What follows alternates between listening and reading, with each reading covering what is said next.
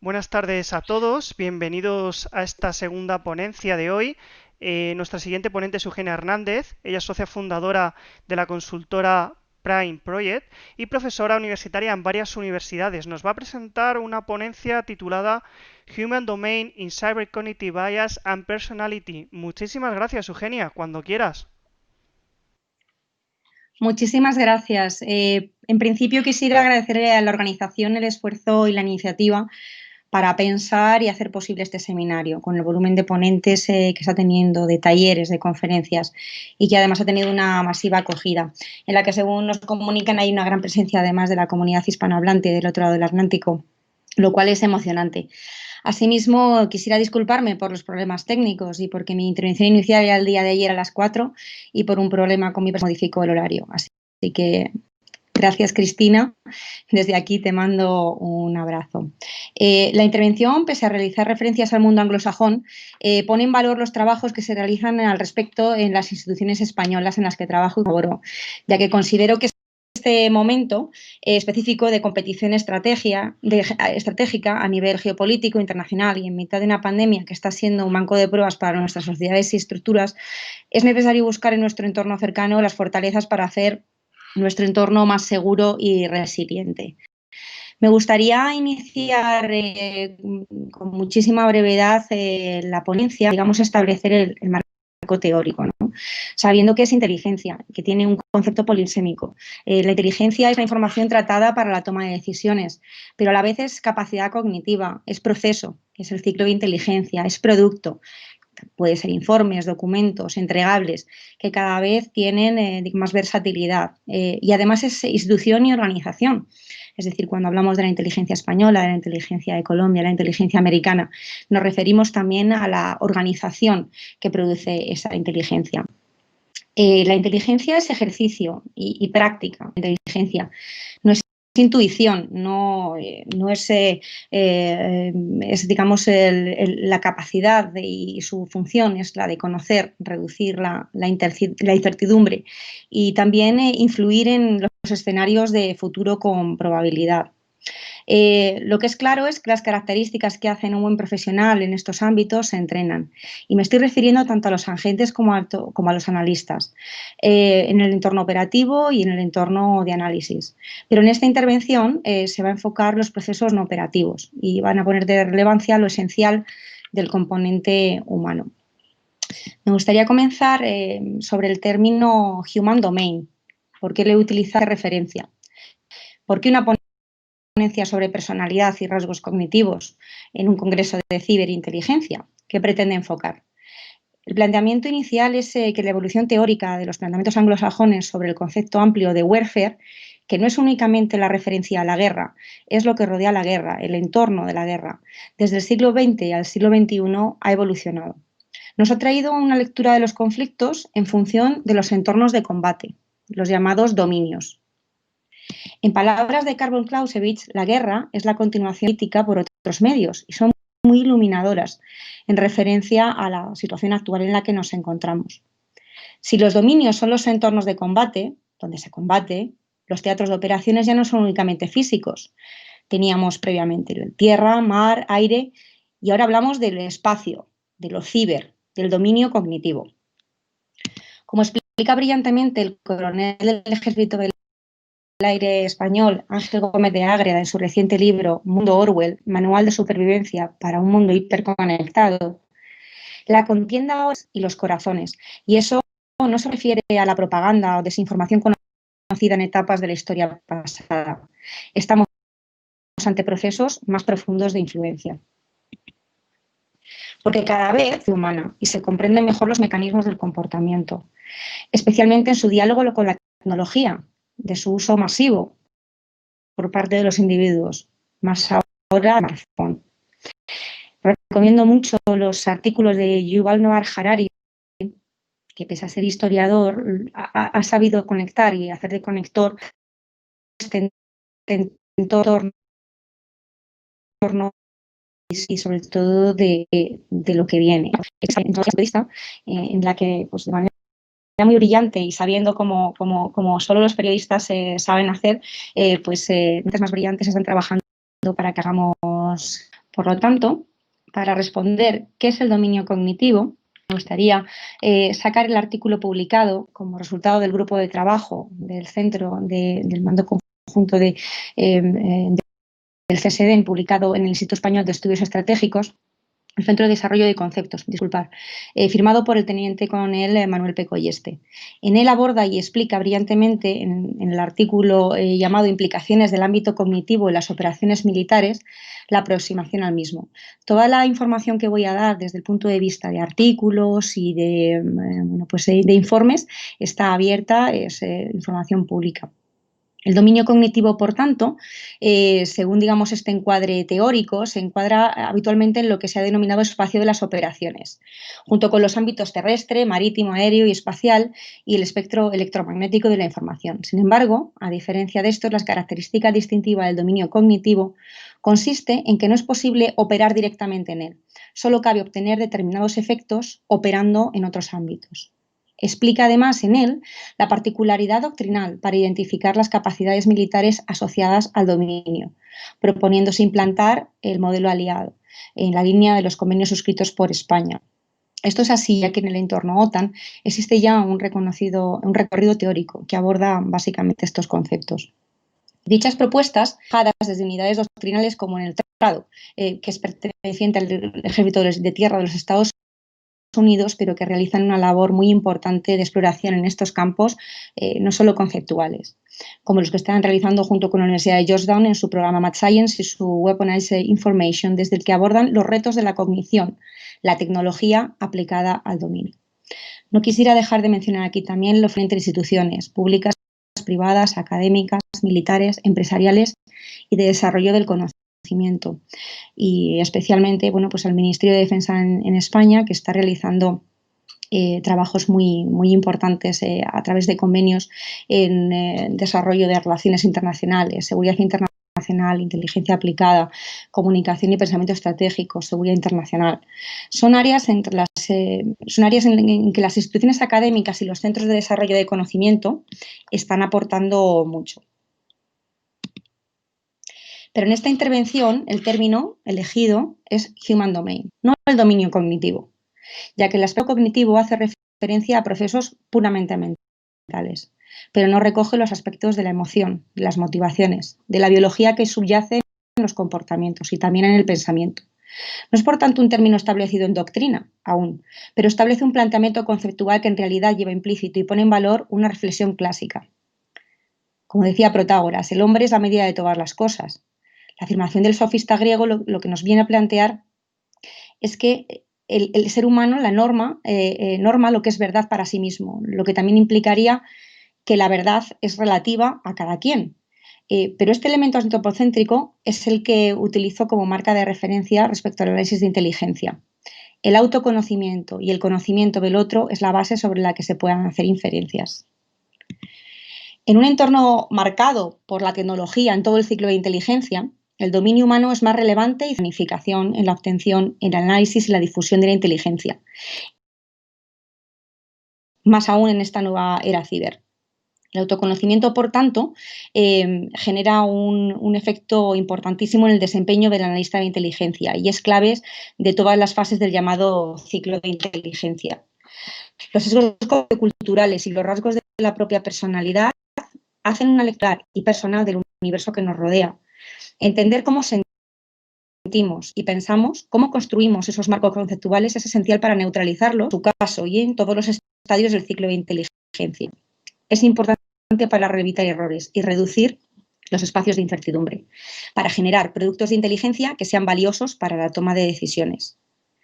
La relevancia incremental de la tecnología en este momento histórico y en el futuro que está por llegar no elimina esta premisa, ya que desde la creación de los algoritmos en los que se basa el aprendizaje automático están los seres humanos volcando sus experiencias, sus personalidades y también sus sesgos.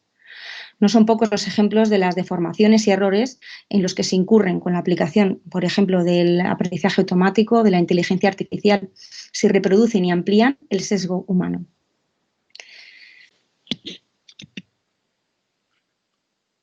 La revolución digital en la cual hablamos acaba apenas de comenzar y en la que estamos inmersos nos está presentando una eficiencia de la tecnología como un bien absoluto.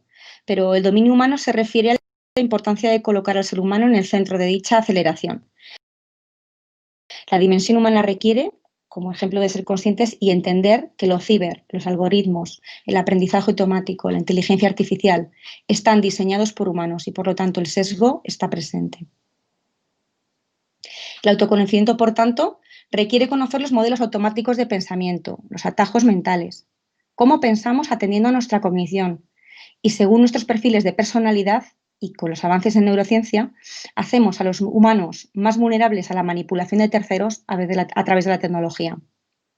En todos los estadios del ciclo de inteligencia, que he decidido poner en pantalla, sobre todo con con el ciclo de inteligencia marcado dentro de la comunidad de inteligencia en España, estas amenazas están presentes y se deben reconocer para atemperar sus efectos, que pueden ser incluso invalidantes. Entender cómo, por ejemplo, los estudios sobre pronosticación nos ofrecen luz sobre características personales, que los individuos capaces de minimizar el error en su desempeño pueden realizar mejor sus labores.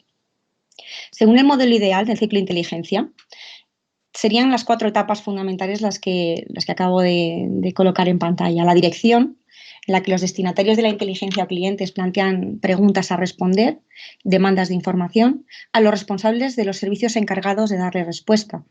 En las instituciones públicas podemos hablar de responsables de los servicios de inteligencia, pero no solo producen inteligencia las unidades militares, policiales o en los servicios secretos, según el tipo de inteligencia requerido. También los órganos que asesoran estratégicamente a presidentes de gobierno, a determinados ministros y altos cargos en sus respectivos ministerios. También en las corporaciones empresariales o instituciones no gubernamentales. Pueden no denominarse así, pero existe la función de los responsables de dar una respuesta al peticionario, a la pregunta de inteligencia. Los receptores de los productos de inteligencia varían también según su nivel de decisión. Las demandas generales de inteligencia son convertidas para hacerlas operables en requerimientos específicos, a los que se asignan tareas y se distribuyen recursos. En la obtención, hablamos de quienes trabajan en la fase de obtención, de buscar, recopilar información a través de diversos medios. Y una vez procesada, esta información se entrega a los analistas. La naturaleza de la inteligencia tiene que ver con la información a tratar. Puede ser humin, socmin, imin. La elaboración. Los analistas aquí evalúan, analizan, integran e interpretan la información recibida. Y el conocimiento que se genera a partir de ella se plasma en diferentes formatos de entrega de inteligencia, incluso entregables interactivos. No es extraño en la actualidad no quedarnos solo en el informe de inteligencia, sino en gamificaciones, en vídeos, en informaciones cortas. La difusión. La inteligencia como producto es entregable a los destinatarios, que pueden pedir aclaraciones sobre la misma o solicitar nuevas demandas, teniendo en cuenta siempre que la inteligencia, para que sea tal, tiene que estar prevista en tiempo y forma. En todas estas fases y procesos, incluso existiendo cada vez más procesos automatizados en los que la tecnología y las herramientas técnicas operan, programas para tramitar OSINT, para procesar IMIN, GeoINT, no podemos olvidar ni minimizar que el ser humano es predeterminante en todas ellas. Y esta humanidad se refleja en el enfoque correcto o también en la reproducción del sesgo. Quisiera también abordar los errores en el ciclo de inteligencia. Ayer hizo hincapié Cristina López Tarrida en los sesgos cognitivos y cómo estos se aplican no solo en contra de la inteligencia, sino en los procesos de decepción. Poco se habla de los errores en la fase de planificación y dirección del ciclo de inteligencia. En la fase de dirección, realizar la pregunta de inteligencia que corresponda a la verdadera necesidad de información para establecer correctamente los requerimientos requiere que el decisor, llamado también cliente, sea consciente de los propios sesgos cognitivos, de su personalidad, de cómo siente y actúa, de las motivaciones y de cuál es su propia visión del mundo. En la obtención existen también los marcos a través de los cuales se reproducen errores en sus especificidades. Existen apoyos ciber respecto al aprendizaje automático y a la inteligencia artificial, pero la máquina no corrige el error, muy al contrario, las automatizaciones tienen y requieren ajustes humanos. He colocado aquí también el Introducción al análisis de inteligencia, que es un artículo publicado en GESI, en el Grupo de Estudios de Seguridad Internacional de la Universidad de Granada, que tiene un compendio impresionante de información sobre el análisis de inteligencia. Y específicamente en este hay una serie de compiladas, digamos, de los errores en el análisis, es decir, en esa tercera fase del ciclo de inteligencia, sobre las evaluaciones de la evidencia, la percepción de la causa y efecto, la estimación de probabilidades, la evaluación retrospectiva de los análisis de inteligencia.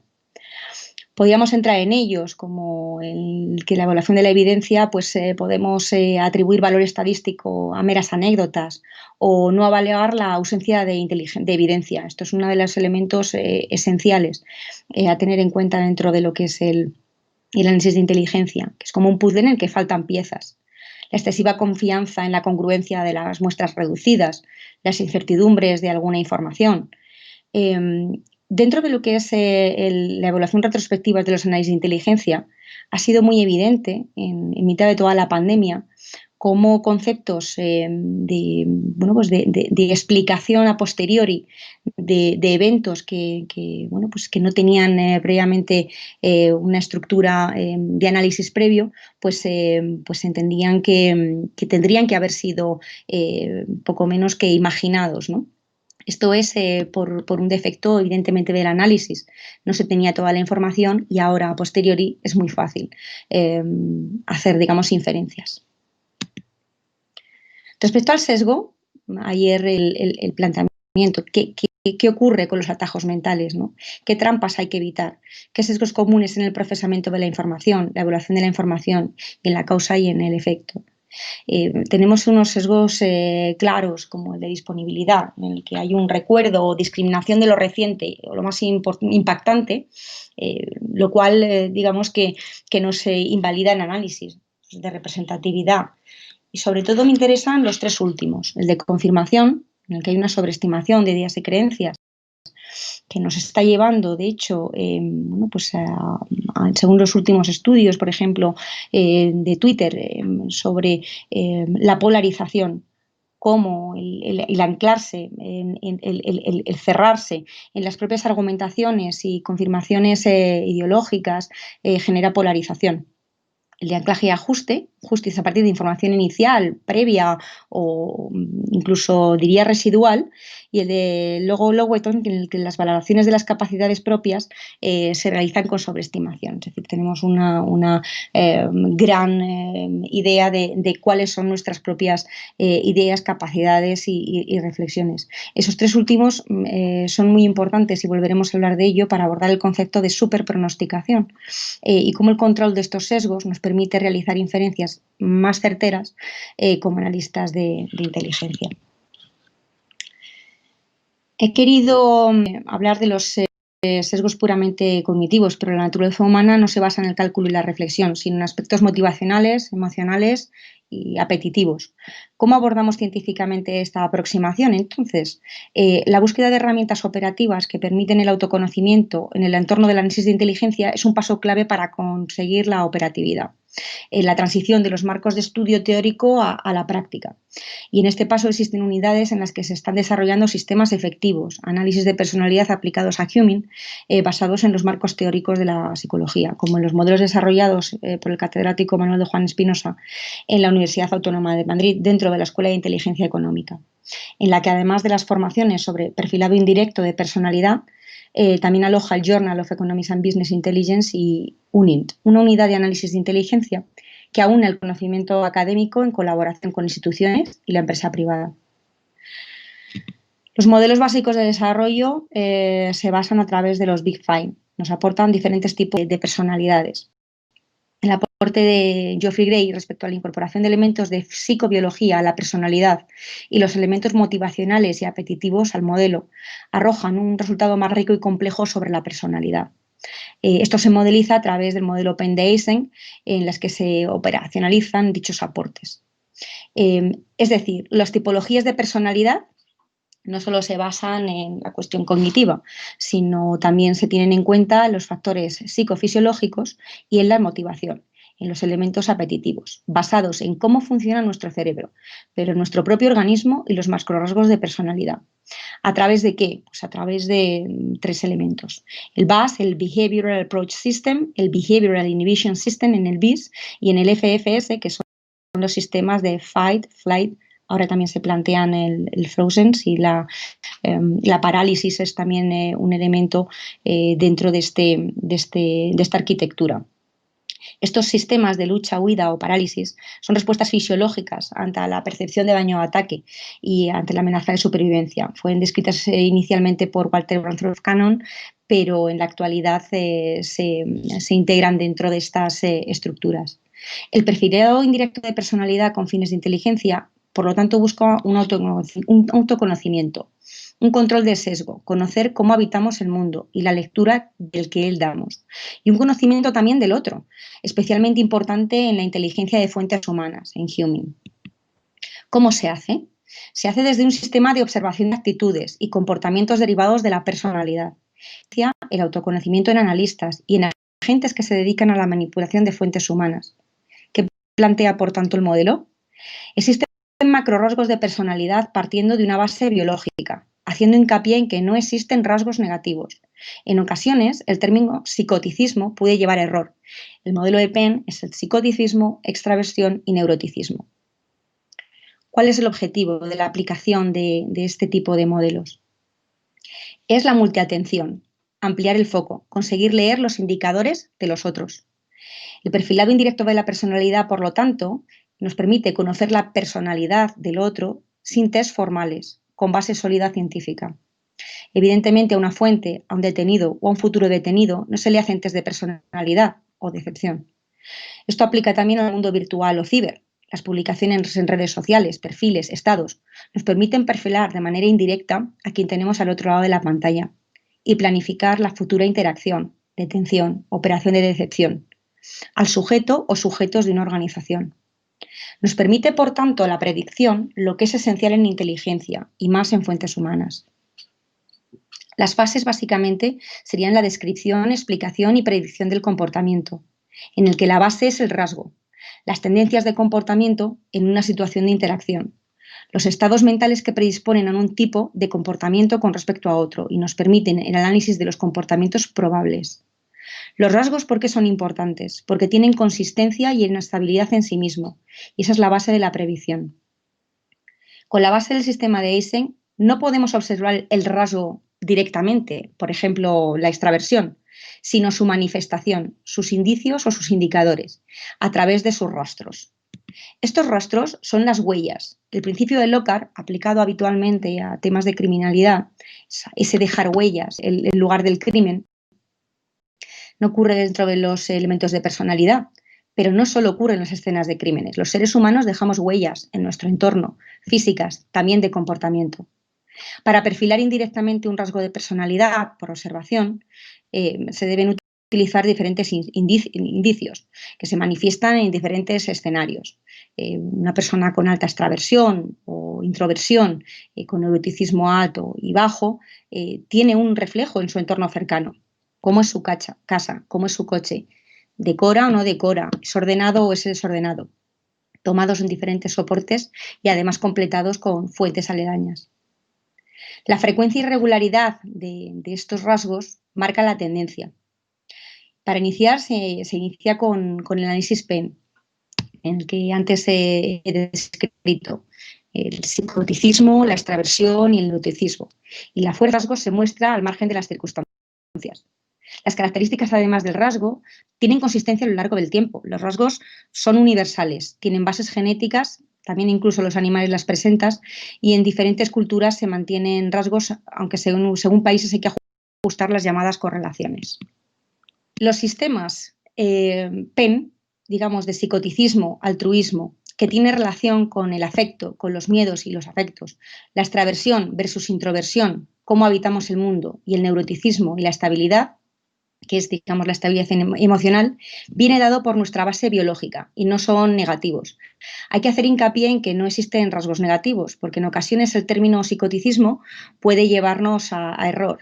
Básicamente la extraversión, digamos, buscan activación de su sistema con estimulaciones externas, utilización de músicas más altas, más gente, más luz, tomando incluso una copa de más. Los introvertidos, sin embargo, muestran rasgos de sobreestimulación interna, por lo tanto no quieren activarse. Tienen una sobreactivación de sus sistemas SARA, que son los sistemas de activación reticular, y buscan entornos de control de estimulación. Por lo tanto, cargan las pilas evitando la estimulación externa. Nuestro sistema biológico busca, por tanto, la compensación para evitar el disconfort. En el neuroticismo hablamos de un elemento en el que se activa el rasgo introvertido y extrovertido y está relacionado con la estabilidad emocional. ¿Pero qué ocurre con el psicoticismo? Pues que no tiene nada que ver con la psicopatía, aunque los psicópatas tienen rasgos de psicoticismo: frialdad, ausencia de miedo y ambivalencia a todos los efectos. ¿Es negativo, por lo tanto, tener una valencia alta en psicoticismo? Para nada. Nadie en su sano juicio entraría en una casa en llamas, y ahí tenemos profesionales donde el rasgo del psicoticismo es una tendencia: bomberos, militares en puestos de combate, policías. Los indicadores de la extroversión, o sea, de que un individuo tiene una extroversión alta, se pueden percibir también con respecto a sus consumos, a su manera de interactuar, el consumo de cafeína, el consumo de nicotina. La extraversión, por tanto, es la antesala de la motivación. Para hacer un análisis incluso de una fuente sería interesante comprobar los estimulantes, las drogas, el alcohol, incluso ver cuál es el consumo de elementos directamente de la nevera, qué calorías toman, grasas, picantes, chocolates.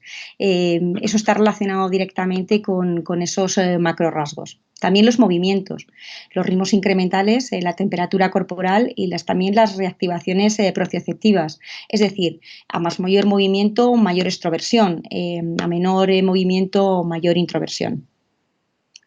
Todas estas cuestiones tienen influencia en el rendimiento físico a lo largo del día, y el extravertido tiene tendencia al final del día y no se les acaba la pila. O sea, tienen además una tendencia a ser expansivos en su ambiente.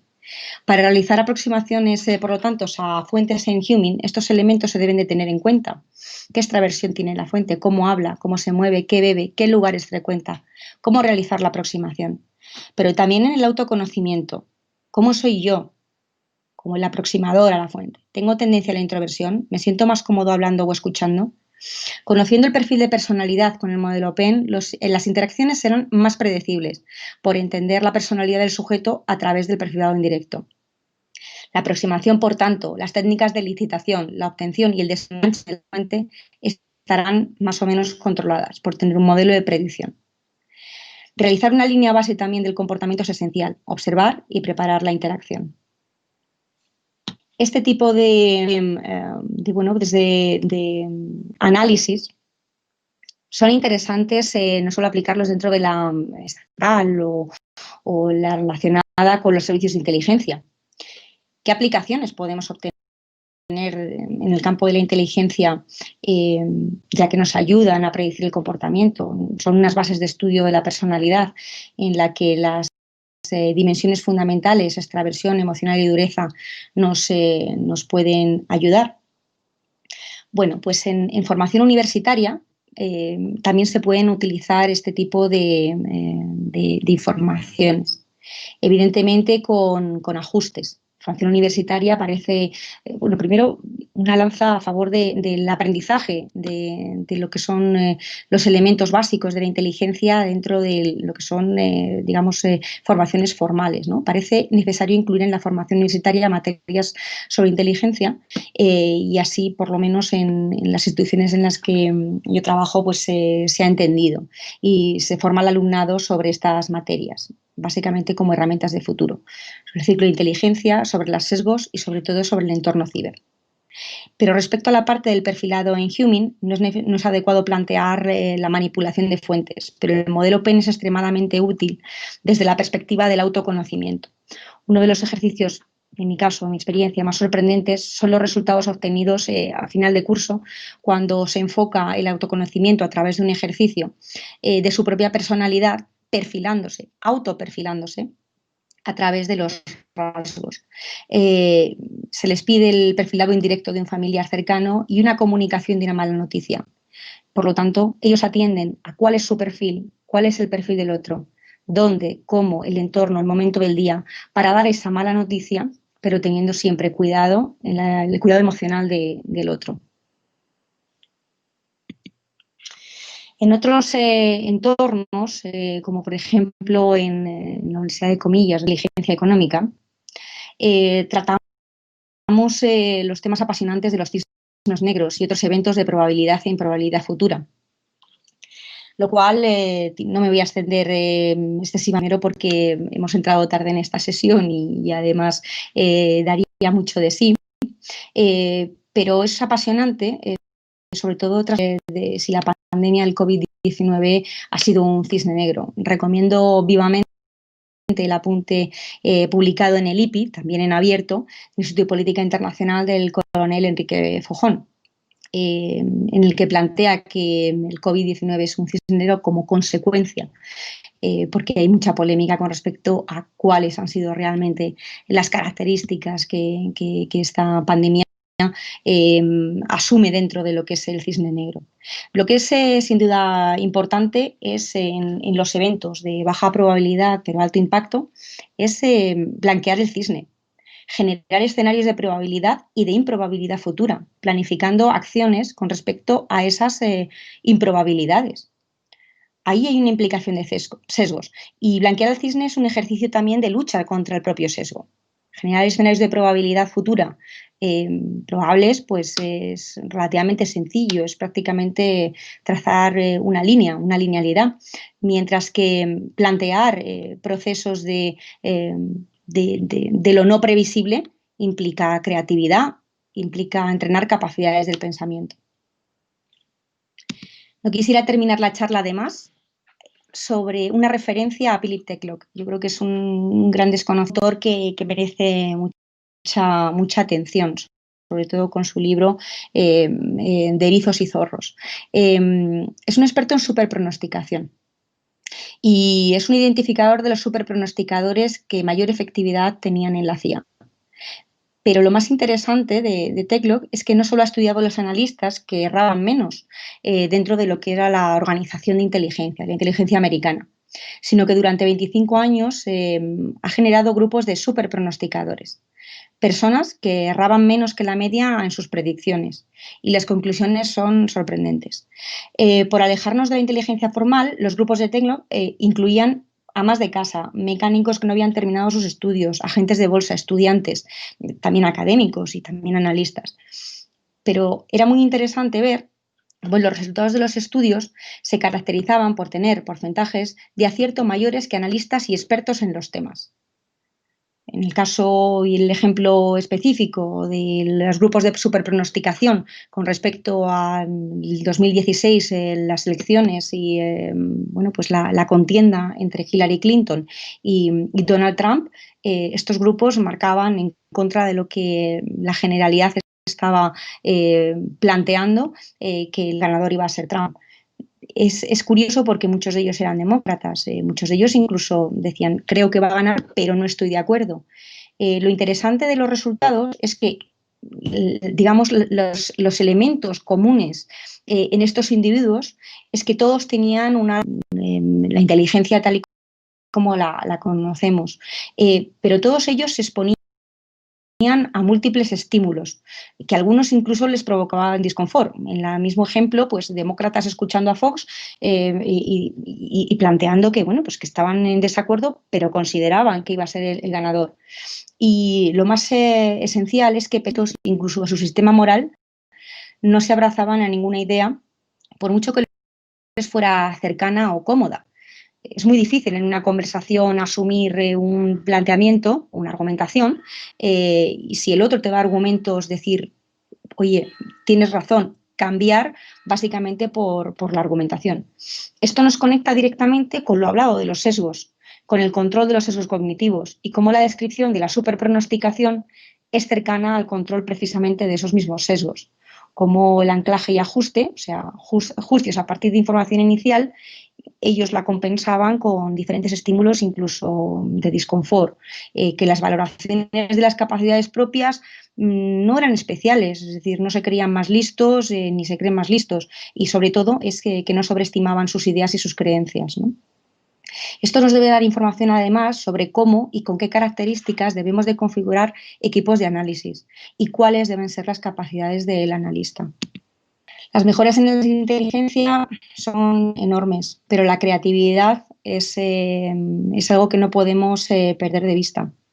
No os voy a leer, digamos, la estructuración completa de los aportes de las mejoras en el análisis, pero hay muchas y bueno, pues aplicadas realizan, digamos, un elemento, digamos, de control con respecto a la inteligencia entregable.